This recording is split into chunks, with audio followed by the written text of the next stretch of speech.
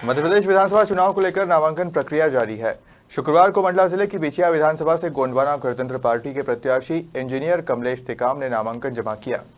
मध्य प्रदेश विधानसभा चुनाव के नामांकन की अंतिम तिथि जैसे जैसे नजदीक आ रही है, कांग्रेस, भाजपा सहित अन्य दल के प्रत्याशी अपना नामांकन दाखिल करने पहुंच रहे हैं। इसी क्रम में मंडला जिले की बिछिया विधानसभा के गोंडवाना गणतंत्र पार्टी के प्रत्याशी कमलेश टेकाम हजारों कार्यकर्ताओं के साथ पैदल नामांकन जमा करने पहुंचे। नामांकन रैली के दौरान जहां उन्होंने दुकानदार और आम जनता का हाथ जोड़कर अभिवादन किया, वहीं कई जगह उनका पुष्प वर्षा कर स्वागत भी किया गया।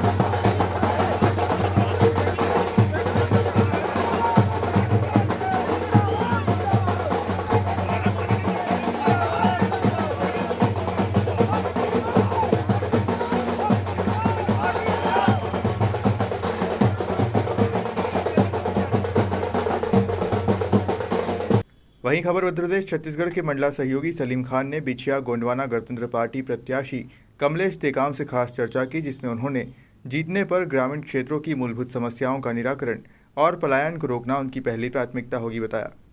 जी, आज नामांकन भरे हैं कमलेश टेकाम जी गोंडवाना गणतंत्र पार्टी से, और हम उनसे जानना चाहेंगे आगे की रणनीति क्या होगी। जो कमलेश टेकाम जी आज नामांकन भरे हैं हजारों कार्यकर्ताओं के साथ, तो आगे की रणनीति क्या होगी आपकी? ये जो कार्यकर्ता हैं, ये खुद से अपने खर्चे से जो आए हैं, दूसरी पार्टियों की तरह लाए नहीं गए, तो उसी से आप समझ सकते हैं कि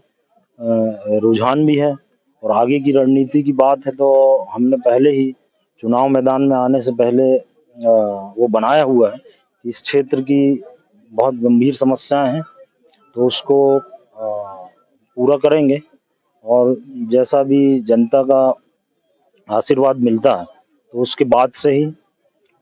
तुरंत जो भी यहाँ की समस्याएं हैं उनका निराकरण भी होगा, और बिजली, पानी, सड़क, पलायन, रोजगार से संबंधित पूरे क्षेत्र में कार्य होंगे। इनमें मुख्य मुद्दे क्या होंगे आपके? हमारे मुख्य मुद्दे हैं कि आज़ादी के बाद जो अभी तक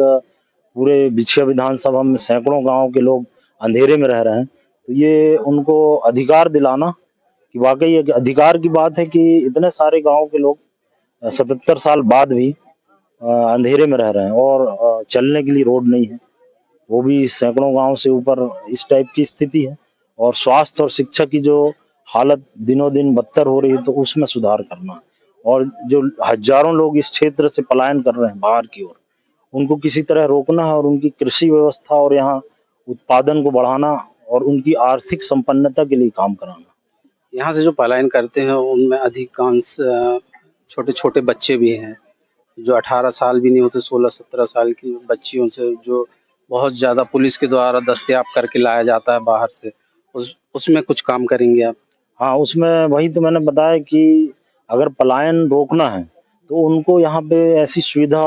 मुहैया कराना कि वो बाहर ना जाएं, क्योंकि दिन में अगर इतना कुछ वो कमा लेते हैं उनके माँ बाप, तो बच्चों को भी ना भेजाएंगे, क्योंकि और जो इंटीरियर क्षेत्र में ऐसी समस्या है कि सबसे बड़ी एजुकेशन की, जो प्राइमरी स्तर, मिडिल स्तर के बाद पढ़ नहीं पाते हैं, तो वो यहाँ वहाँ काम करने, गरीबी के कारण जो घुघरी और मवई की स्थिति सबसे ज्यादा खराब है, तो अब माँ बाप अपने बच्चों को केरल और नागपुर काम करने के लिए पहुंचा देते हैं। तो हमारा पहला प्रयास ये रहेगा जनता के आशीर्वाद के बाद, कि इसको पलायन को रोकना और किसी तरह उनकी आर्थिक संपन्नता के लिए काम करना।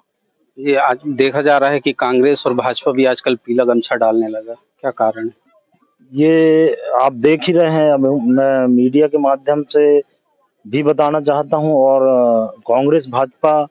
इसीलिए पीला गमछा डाल रहे हैं कि वो गोंडवाना गणतंत्र पार्टी जो लगातार 30 सालों से बिना